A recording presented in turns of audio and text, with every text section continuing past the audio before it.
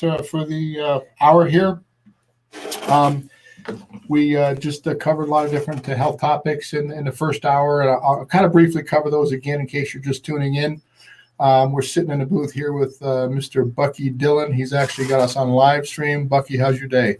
Doing well, man. How are you doing? You're tired from you said you had the Johnstown barbecue? Yeah, the Johnstown barbecue day. How was that?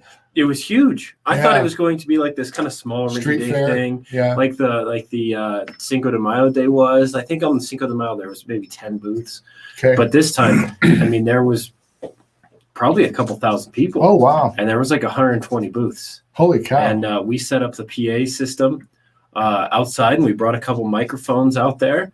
And we ended up having a lot of public discussions with the community out there promoting the station. And then I went around and I talked to business owners and kind of introduced KHNC to them and tried to strategize ways that we could hopefully become more engaged in the community and support local businesses. And guys, if that's something you might be interested in, if you're a business owner and you would like to come down to the station and do an interview, it doesn't cost anything. It's our way of supporting our community and building relationships. You're invited to contact us, contact@khnc.net, and you can come join us on the radio broadcast, and we'll introduce you to the community, who you are, what you do, and how people can hopefully support your business. But yeah, KHNC, it's a great station. It is. I've been here for about a year now. It's become a family, just with the different hosts and the ownership. And so I really appreciate that. So, and there's quite a diversity of personalities around here. And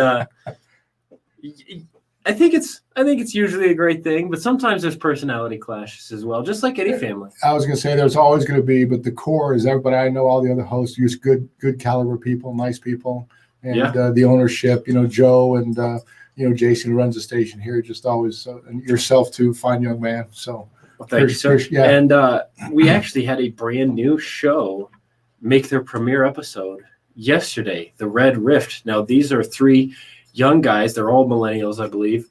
And they started the Youth Federalist Initiative, which is basically like a young conservative grassroots organizing initiative that trains young people how to effectively get involved in politics.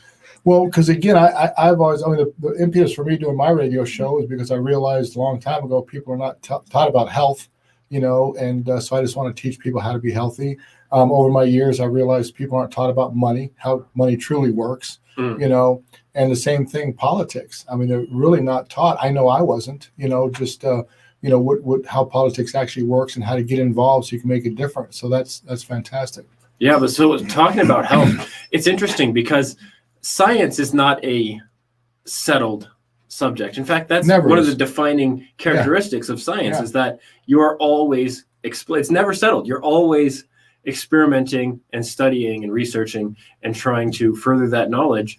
And we need to be very careful in the scientific realm when we're claiming to be on the side of tough science by just pointing to one study or one piece of evidence here, because in order to formulate a scientific opinion, you actually need to look at the broadest possible consensus of science, and there's no 100% right answer. Most of the time, it is a likelihood.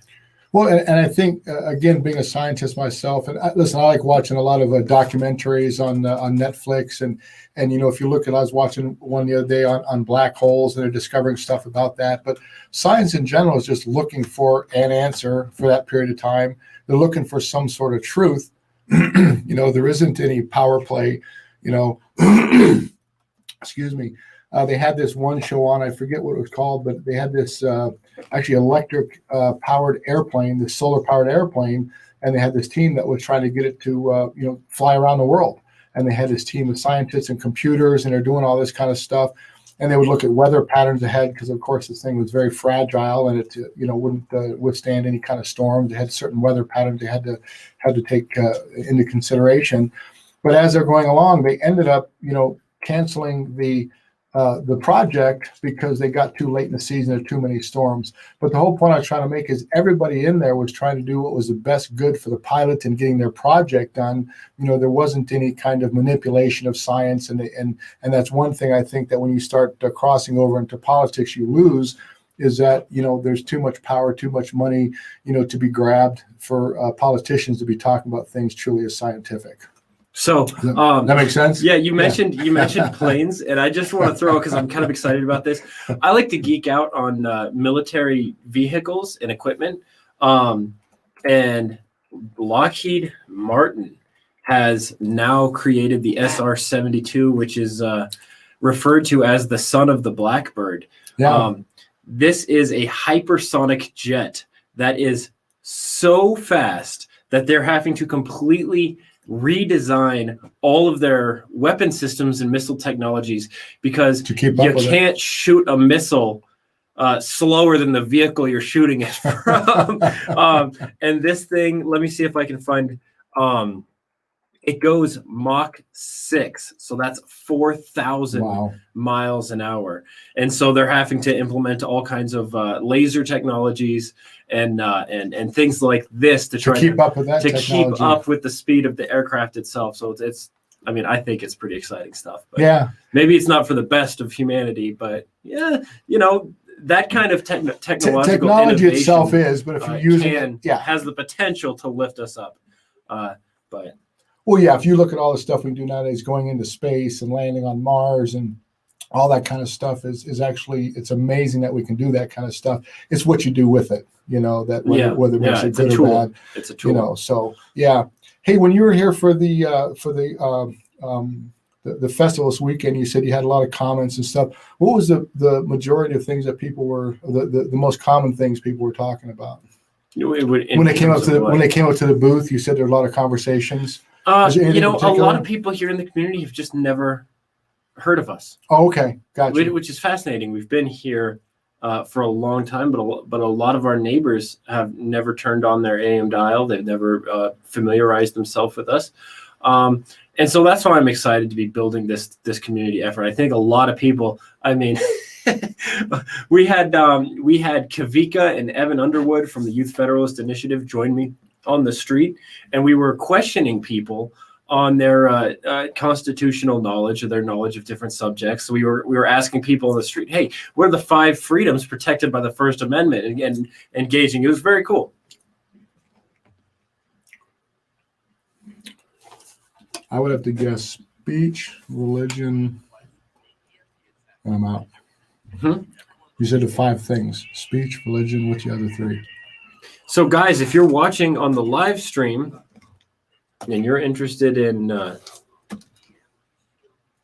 answering that question, I'll leave it to you. What are the 5 freedoms protected by the First Amendment? So let us know. Did you know before that was asked? I did not. I got stumped. That's what I'm saying. It's scary what you don't know. Yeah. Well, I'll just go ahead and tell you.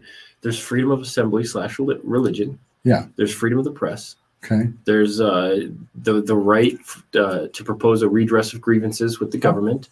There is freedom to peaceably protest. And then there is, my goodness, freedom of religion, freedom of the press, redress of grievances, peaceably protest. And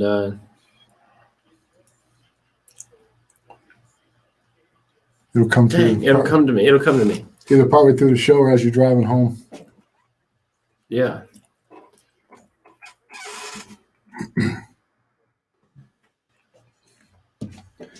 Oh, that's funny. What is the other one?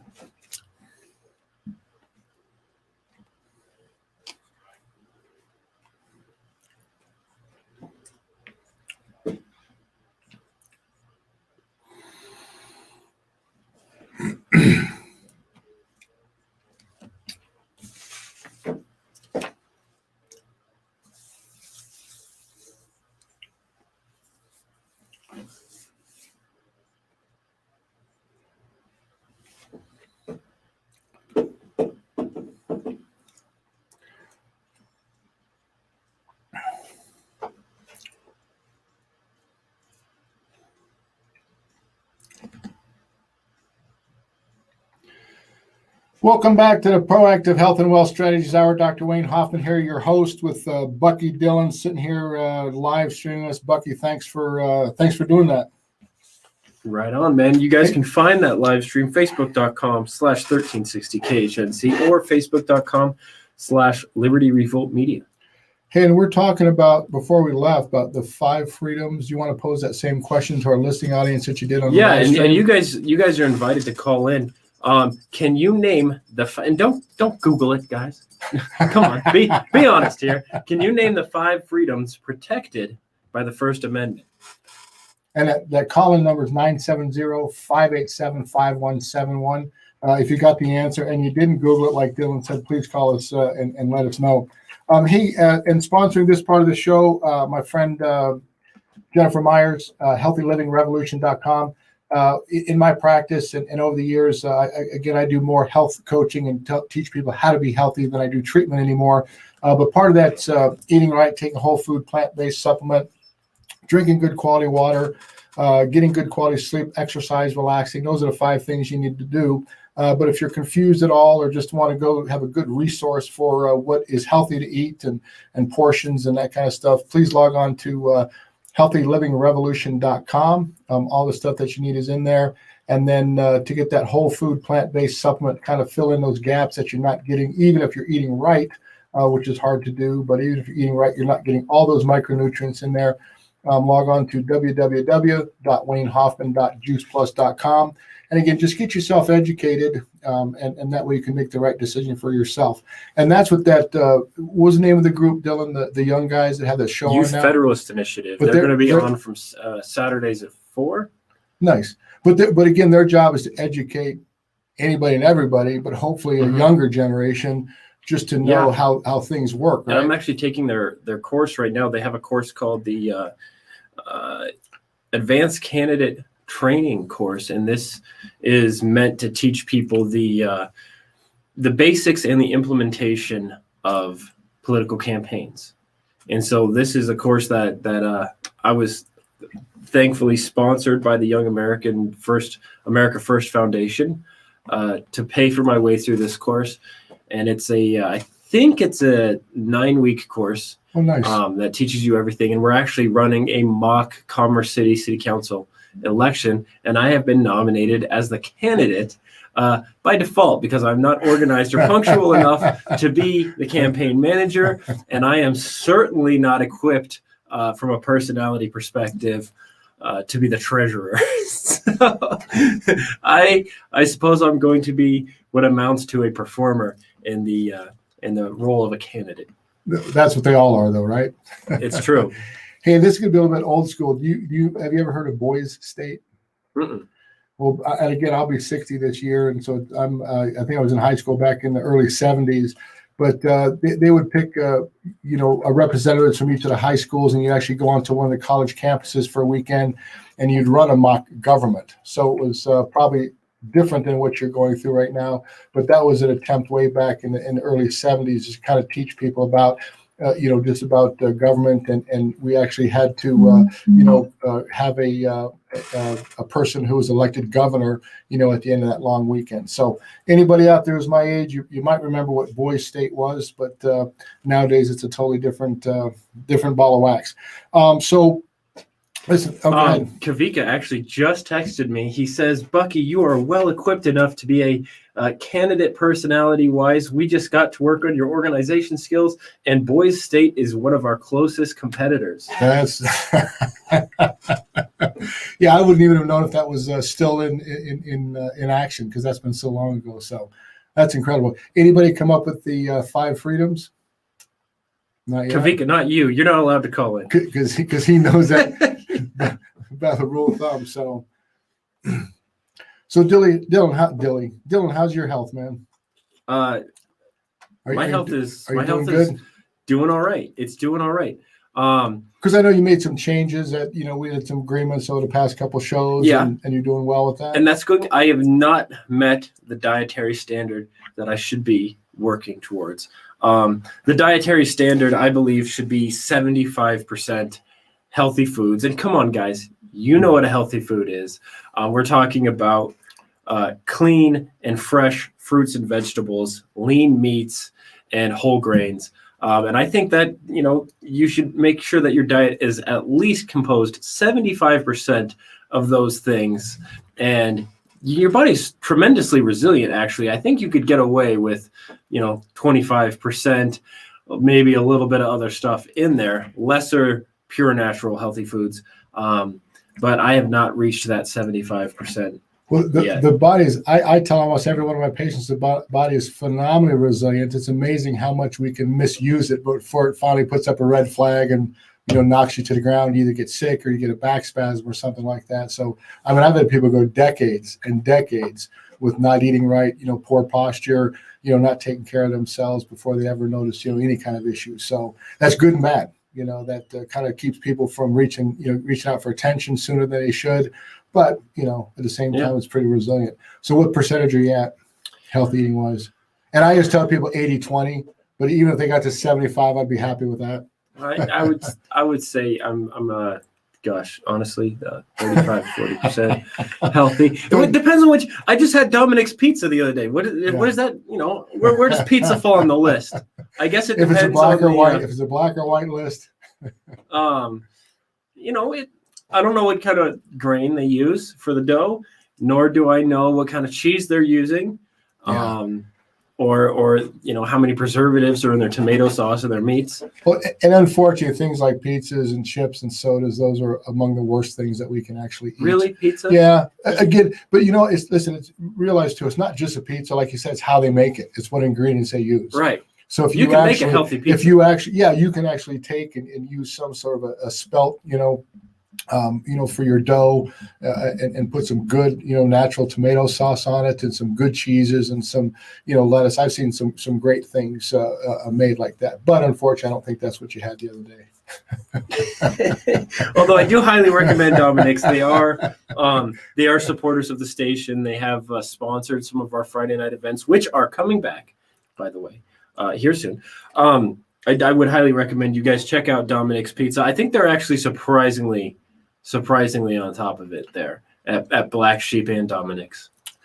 Yesterday must have been pizza day because I went to my favorite place down in Barker, Tonti's, and I got a pizza. Oh no, actually I did it Friday night because I watched the Avalanche hockey game. Now, is white bread a whole grain? No. So here's the thing. It starts out, they just take grain, right? But they leach everything out of it to make it white. And that's the problem with it. Why? Is that you don't have Why do they do that? That seems like extra work. Yeah, because again, you look back and white sugar and everything comes back. If you look, there's a history to, back 100, 200 years ago, the wealthy aristocrats, they just wanted that refined, that white sugar because it kind of set them above and beyond what the peasants and the commoners were having. And that's probably a lot of health problems come from, sometimes the more money you have, the worse things you eat. So it comes from, hundreds of years ago. Interesting. So white bread is a status symbol. If you put white bread on your counter, dude, I did this once. It didn't even mold. And I'm sitting there, something that won't support fungal life. It's not going to support something like a human body, So no, it's not. They leach everything out of it. White flour. Again, you can't pick something from nature and make white flour. What about white rice? Again, it's not as good for you because it's just a glycemic index. So there is white rice. There are white things in nature, but whole grain, long grain rices are a lot better for you. Yeah, I heard that white rice is almost one of like the perfect carbs because it's just kind of bland. It's just kind of like carb with nothing. Well, but that's a problem with things like that. If you look at alcohol itself, like when you drink alcohol, that's the most refined form of carbohydrate you have. It's like putting jet fuel in. Which I will say that was probably 40% of my dinner Friday night, and I was struggling during Johnstown barbecue day. Yeah, but the alcohol is the most reformed form of carbohydrate you can have. So it goes right in. It's like jet fuel. It gets used up, but then it's gone, and and that's why you have these peaks and valleys. Right. In your energy level and the way that your body works and your blood sugars and all that kind of stuff. So when you have a complex carb, when you have something that isn't as refined, it's got a lot more surface area to it. So it takes a lot more time for it. So it's more like a slow time released, energy source in your body. So, well, let me ask you something about drinking because, this is something where I find myself on the fence. I've always had this personal slogan, and I don't know if there's any scientific merit to it, but I know that if you convince your body of something, sometimes it goes along with it, right? Belief is a very powerful thing. Absolutely. I've said that happiness is healthiness, and I've used that as a justification to have a good time a couple of times. And let me tell you, when I drink, I feel good. I get lovey-dovey. I'm a great drunk. I'm not somebody who gets aggressive or angry or depressed or anything like that. I get pretty lovey-dovey. Well, aside from the mental things that it does to us, again, it's a refined carb, not good for you. And again, as long as you're in that 80-20, as long as you're just doing that 20% of the time, which I'm sure you don't party like that day in, day out. No. So no. As long as you sit that 80-20%, 80% of the time do the right thing, 20% you can do whatever you like, you'll be fine. Yeah, but I haven't had any. Wait, no, I've had an ice cream bar. How about caffeine? Caffeine. I've cut it down significantly since I was doing the morning show. I haven't cut it down to like a minimal level. Well, and that's what I talked about in the first hour. You don't have to lead some sort of pristine lifestyle, I think. But again, you're having the coffee you're drinking now compared to before is how much less? Oh, I'm 200% less. Yeah, I would say I'm having a regular cup of coffee, maybe a little stronger than most people make their coffee, but I'm having a regular sized cup of coffee or smaller most days. Yeah. And you're getting good quality sleep. You're feeling good. Getting much better quality sleep. Although I have got hooked on Gotham. Are you just now watching that? I'm just now watching that. Dude, it's incredible. I know, man. And the problem with Netflix is you can sit there and binge it all day long. I know, and I have one of those addictive personalities, so I just cannot stop. I cannot stop. I will binge watch that every day until I finish it. Yeah. But it actually, it's been years ago I saw that, but that's actually a pretty good show. I enjoyed that. So yeah. But it's all right. Just Dr. Lee Thompson, what's up? Get at me in the live stream. Yeah. So listen, I just want to I ask you before talk about politics, I guess, and kind of stuff that's going on right now, and all this talk about racism and all that kind of stuff. Do you have any thoughts on that, Dylan? Well, I will first off say racism is evil.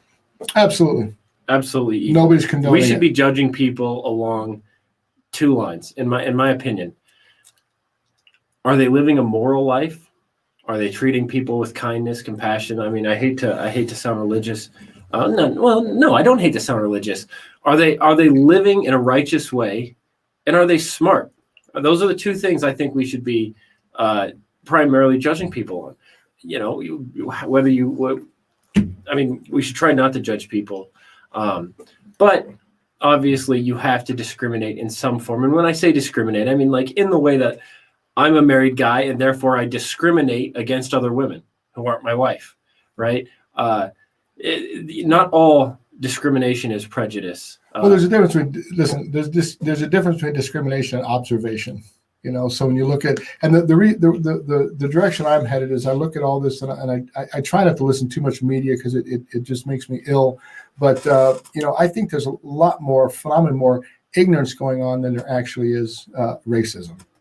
I was watching Netflix and there was a show on there. They had this young lady. I think she was of Indian or Egyptian background, and she was actually interviewing these people that were in the Ku Klux Klan. And I remember she did quite a few interviews with these people, and she interviewed them multiple times.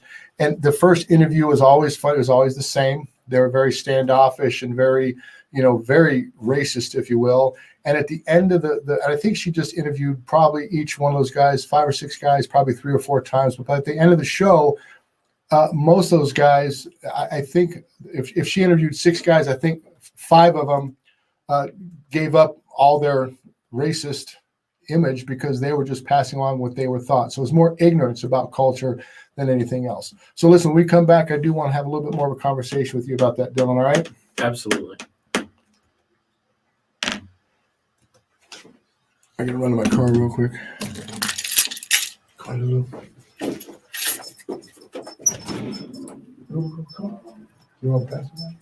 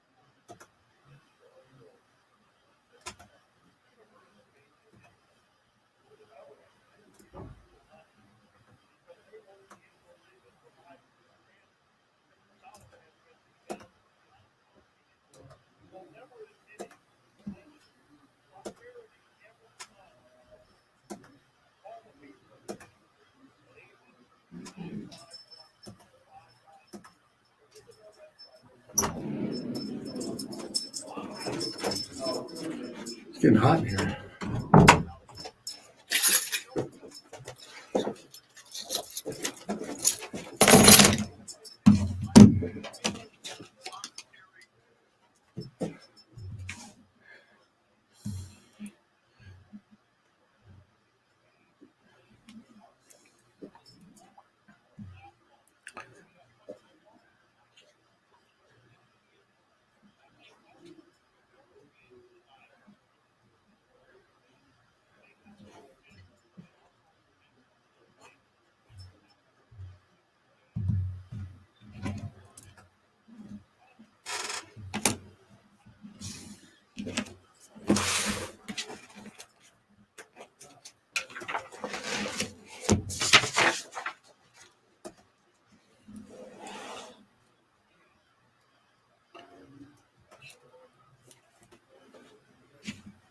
That sounds like you.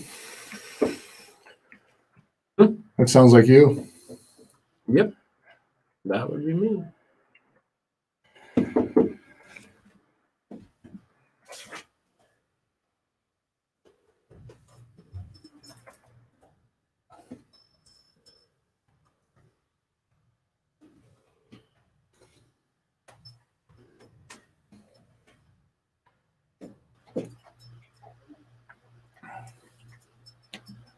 Have you ever seen this video?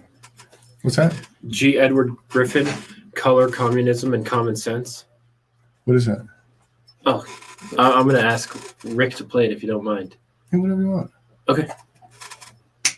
Whatever you like. Where'd Mr. Rick go?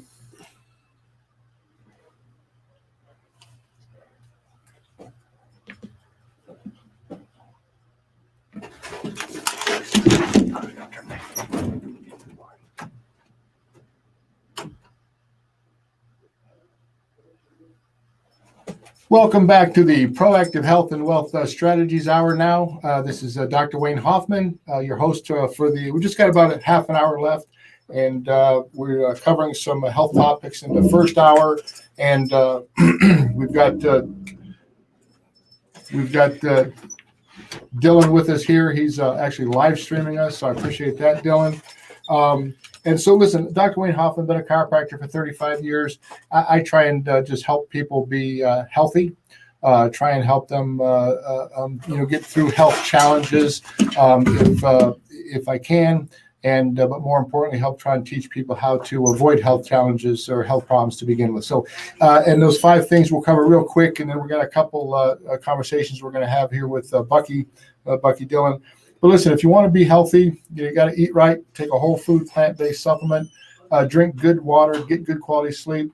You need to get some sort of exercise in there, and you need to relax. So those are the 5 things that it takes to truly be healthy. And if you ever want to have a conversation, or if you're having a health challenge you'd like me to help you with, please reach out to me at 720-272-3290. Bucky, when we left off, I kind of posed more of a political or social question to you. Just because I hear there's a lot of stuff nowadays on ad nauseum about racism and systemic racism and all these types of things. And I think there's far more ignorance out there than there actually is racism, but there's far more ignorance out there than anything else. And I was remarking on a show that I saw where this Egyptian woman was interviewing Ku Klux Klan members and different gang members of different groups. And the first interview she had, they were pretty standoffish, and they're kind of just their rhetoric, stuff that they were taught, they were just spewing out there. And as the interviews went on, at the end of the show, I think if she interviewed 6 people, 5 of them quit the KKK because they realized that it was just they were taught that certain people were bad. They had no hatred themselves. I was listening to one of the other talk show hosts on here. And they're just talking about a lot of times when gangs fight, gangs don't even know what they're fighting for. If you ask them, they don't even know. So I think there's way, and I typically don't get into too much politics, but this kind of stuff just really upsets me because, and I hate to use the word narrative because it's been overused in the past year, but just keep pushing this racism when there's a lot more ignorance involved than there ever is racism. Right now, I'm going to preface this by saying there is a legitimate role for us to be looking out for disparities and discrimination Absolutely. at all times. Because if we really want to be a strong country, we need to strengthen our weakest links, just like you would in bodybuilding, just like you would with your health strategy more broadly. You want to take what is one of the most foundational pieces is you are screwing up to the largest extent, and let's focus on fixing that one first. Yeah. So we actually don't want to have communities and populations that are economically displaced, that are being ruined by crime, where the education system has been corrupted and is failing people. We actually do need to talk about how can we implement policies that will strengthen those communities. And we should do it based on economic and socioeconomic circumstances, not on race, but we should address it. There is a legitimate role for looking out for racism and for looking out for disparities, but we have to be skeptical of the people who are peddling grievances to us, because they're not doing it to your benefit. And there's no better example than what the left has done to Black communities in America, and what the narratives they're pushing today, what kind of results that's actually manifesting in society. This racial alarmism is one of the most profitable industries that has ever been conceived by politicians, by the media, and by social activists, and even educators and researchers. For more than almost any other issue, other than like global warming or COVID-19. When you combine this mass ignorance that you are talking about with the amount of power that you can accumulate by peddling the narrative of racial alarmism. I mean, for politicians, it's money and power. For the media, it's shocking headlines. For the activists, it's a tremendous fundraising venture and a way to feel like a virtuous defender of some kind of displaced community. But there are people who are viciously and vindictively trying to extort racial tensions for their own means, not for the benefit of those who they claim they are defending. And in the upcoming segment, I was going to make a request of Rick. In the upcoming segment, I actually would like to play a video for you guys that I think really puts this in a well-articulated and interesting, compelling way. Yeah, well, and the reason I ask is just because I have my own thoughts, and I want to I don't know how my thoughts are received by others, but like I said, I just see a lot more ignorance out there, and all this talk about racism has created more of a division than there actually is. So what's the answer? The answer is to actually judge people based on their character. Well, actually and meet people, to talk to people. Actually meet people, yeah, and get in conversation. I used to practice in New York City, and this is back in the early 90s, and I remember New York City used to be a melting pot. Well, I remember when I was there, you actually had Chinatown, and you had Little Italy, and you had the populations were segmented out and sequestered off from one another. It wasn't the melting pot that used to be probably back in the 30s and 40s and 50s. So it's interesting how even in New York City, when you had people from all over the world, they still kind of stayed to themselves in their own little communities. So I think we do need to find a way to get those, just get people back to meeting and greeting and getting around each other and break all this ignorance. Yeah, well, nothing has been stronger for bringing people together than free trade and common values. Well, and all these things that have been quietly hindered as of last year, correct? Absolutely. Rick, if you could pull up a clip on YouTube for me to be played on the second segment. G. Edward Griffin, Color, Communism, and Common Sense. The very first one that should pop up is about an 8-minute video. Hopefully we can play a little bit of that in the upcoming segment. And will the audio be able for our listeners to listen to too on KHNC? Yes. Okay. Yes. Because they won't be able to see the video.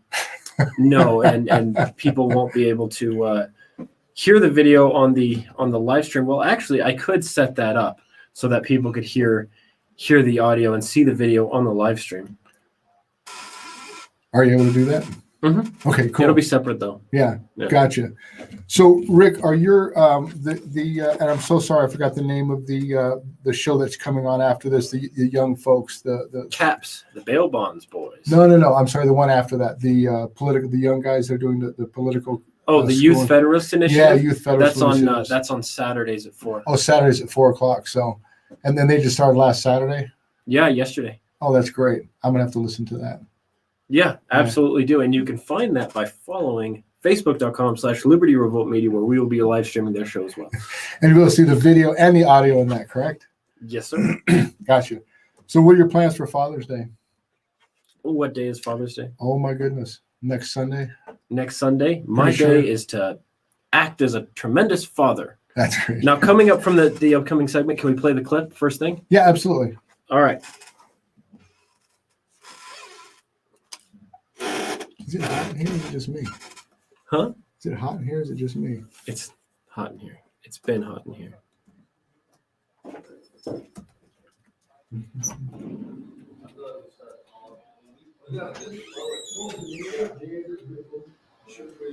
What is it, J. Edward Griffin? Yeah, G. Edward Griffin. Color communism.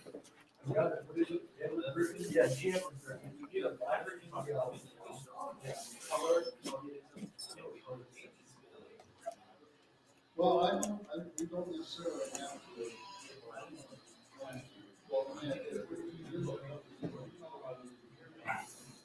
She's a new girl.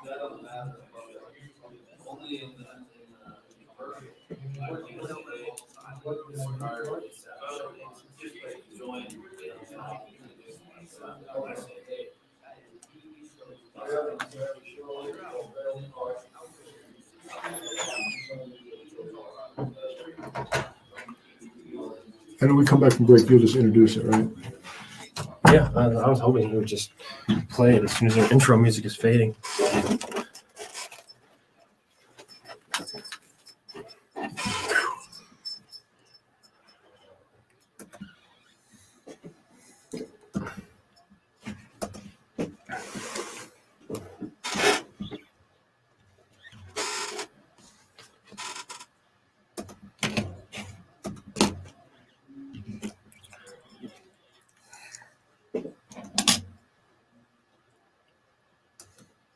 That's fine.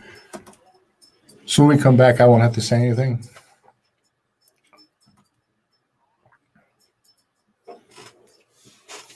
What's that? When we come back from break, I don't have to introduce it. It's just going to play. Okay.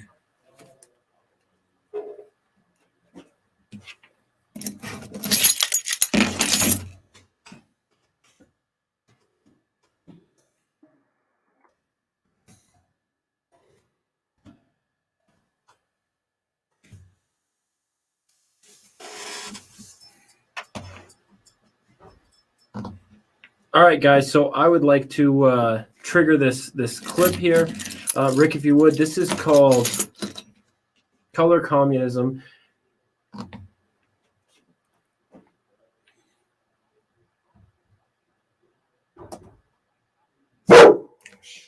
Stop. Shh.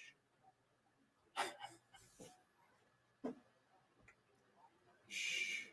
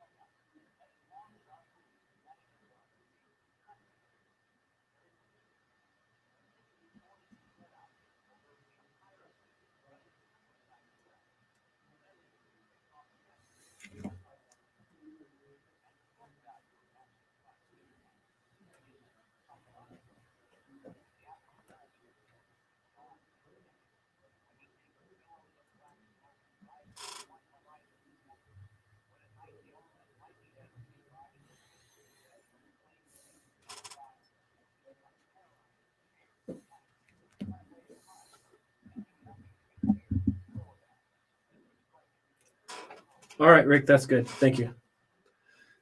So That sounds like we're living through right now. yeah, yeah, the idea that you could focus on the racial tensions in this country as a way to tear the social fabric apart, and then implement chaos and whatever it is to get your political agenda across is certainly something that feels like is being pursued today, especially when you consider like the Black Lives Matter movement is openly Marxist. Absolutely. Well, and again, if you look at just how Hitler came to power in Nazi Germany, I mean, that's exactly what we're going through right now. Just we don't even realize it. And again, I think it's because you're not taught that, so you can't recognize it. I've heard quite a few. I think you had a guest on too once on your show. I think she was from Cuba, maybe. But I've listened to quite a few just in the news, people from Cuba, and they can already see what's going on now is what happened in Cuba back in the 30s, 40s, and 50s. Right, absolutely. And I've actually written a lot of articles on the race issues and the grievance peddling on my website, libertyrevoltmedia.com. And I'm going to read you just this little piece from one I wrote a while ago called Grievance Peddlers and Redistribution Schemes. Quote, the majority of people today that are mining history for disparities and discriminations are not searching for truth.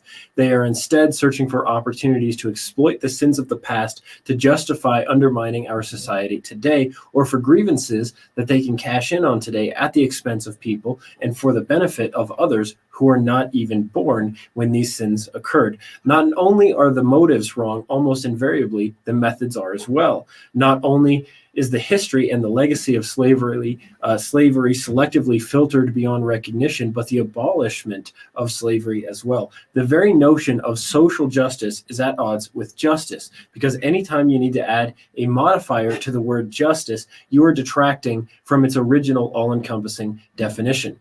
By the very notion of social justice as applied today, correcting for unequal outcomes by government policy seems ahistorical and misguided. It is being used by political establishments to sell constituents a sense of helpless victimhood for the sake of dividing the country and accumulating political power, or perhaps to distract from the fact that liberal economic and crime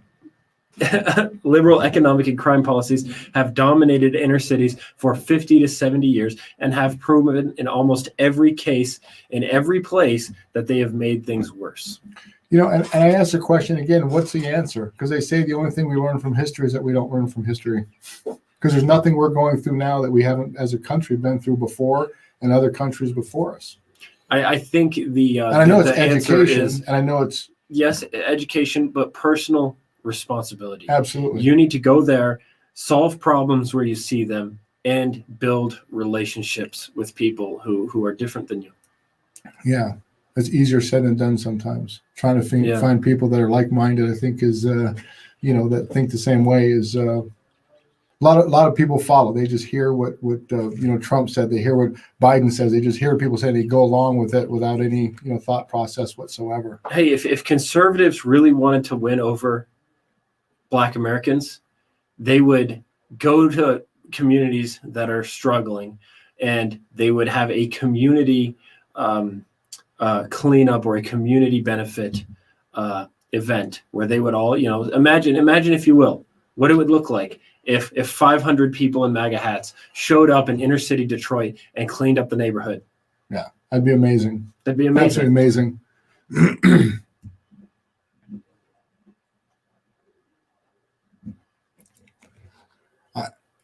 And I think it's not even going to Black community, because again, you just want to go into any community that needs it. But I'm saying specifically communities where they, for some reason, have some, image or narrative in their heads that these are the enemy, right? To go out there and extend a hand of charity and compassion, I think would go a long ways towards dispelling some of the narratives that are hurting both the people who believe those narratives and the people who are wrongly being accused of malicious intent. Well, my point being that it doesn't necessarily have to be a Black community, any community that needs assistance, Oh, absolutely. Needs that, We need to look for areas that are lagging and give them a helping hand, hand up.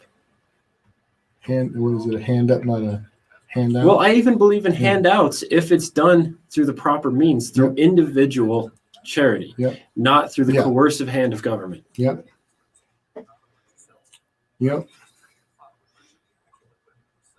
I'm concerned.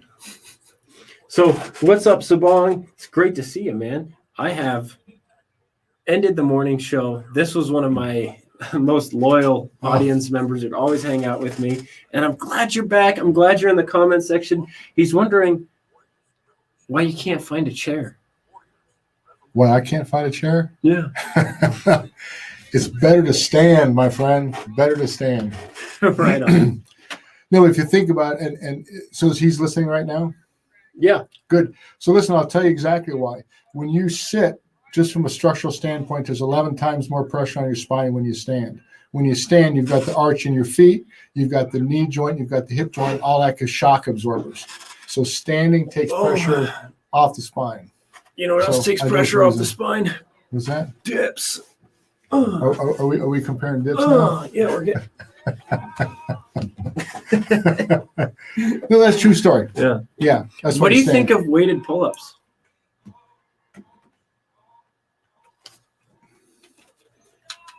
Good afternoon. Welcome back to the Proactive Health and Wealth Strategies Hour. Dr. Wayne Hoffman here. Bucky Dillon sitting there live stream with us. Bucky, pose that question again, and we'll answer it on the air. So during the break, we were talking about taking pressure off the spine. Someone in the live stream made the comment that Dr. Hoffman likes to stand throughout the entirety of his radio show. And they're watching on the live stream and they're saying, hey, wait, what's up? Can't find a chair? And we started talking about spinal compression. And it's actually much better for your spine and your long-term posture and your muscular development to stand as much as you can without obviously torturing yourself. And let me cover that real quick while we got the folks on the air here that aren't on the live stream. So yeah, I typically stand. Dylan, when I play hockey a couple days a week on some teams. I still stand on a bench. But but just structurally being a chiropractor, when you sit, there's 11 times more pressure on your spine than when you stand. When you're standing, you've got the arch in your feet, you've got the knee joint, you've got the hip joint. They act as shock absorbers, and those shock absorbers take all sorts of pressure off that spine. So as much as I can, I absolutely like to stand. I like to take pressure off my spine so I don't end up having spinal surgery later on in life. Right. And then I made the comment that, you know, what else is great for decompressing the spine? Doing dips. And this was more just an excuse for me to show off my body, which is like that of a Greek god, on the live stream for your viewing pleasure. And then I asked if that's legit, if doing dips and weighted pull-ups and applying that kind of decompressive force is good for the spine. Now, I imagine to some degree it is, but I can also imagine if you're strapping 400 pounds to your waist and then dangling around, you better work your way up there. So the answer is, yeah, anything you can do to kind of decompress that spine is actually, a good thing to do. I'd be surprised if anybody could actually dangle enough weight and yet grip to actually do any kind of damage. So I probably wouldn't worry about that. But if you wanted to, first of all, and almost anything you need to do that's good for the body, you can just regular body weight. So even if you're just doing pull-ups or even seated pull-ups, it's going to kind of decompress that. What do you think of the inversion tables? So here's what I tell people. It's not enough. So if a person has a herniated or slipped disc or sequestered disc, you can actually decompress it. You can actually pull the vertebra apart enough that you can get that disc back inside, hopefully, avoid surgery. But you need at least 140 millimeters of mercury to be able to get that decompressive force. So in those inversion tables, they do not do enough that you can actually decompress, but it's actually a good thing to do just in general because you've got your body weight that's just kind of, going against gravity. So not enough therapeutic value, but actually something, if you've got one, I would use it on a regular basis. And if you don't, I wouldn't necessarily go buy one. So now what if you used an inversion table and some weights? Well, so again, two things on that. One, I don't think you're ever going to do enough weight to harm yourself, right? So that's good. And then the other thing is when you just think about it, if you're hanging upside down, you grab something, it's very hard to hold something with your upper body and totally let your lower body relax because the whole body is going to kind of tighten up. So your muscle contraction is going to kind of fight some of that decompression. So, but so the answer is physics wise, you could probably grab enough weight that you can do some decompression. Okay, so remember in the Incredibles movie where Mr. Incredible was fighting the big robot thing and it grabbed him by the ankles and it grabbed him by the arms and pulled him apart? Now, what if you did some kind of like bungee jumping? Let's say you bungee jumped with the rope around your ankles. Would that be good for your spine? A healthy spine, I'm sure, would be fine, but I wouldn't necessarily recommend that as a therapy. Because the problem is you have such a force so quickly that if something goes wrong, it goes way wrong. Sure. So I would not recommend that as a therapy. So listen, Dr. Wayne Hoffman signing off the airwaves here. We'll see you back here next Sunday, 12 to 2, Proactive Health and Wealth Strategies Hour. Have a great rest of your Sunday. Sabong says he'll believe it when you tell him that you stand while sleeping. Okay. I will never tell a lie. You hear that, Sabong? He would never tell a lie. Thanks for hanging out with us.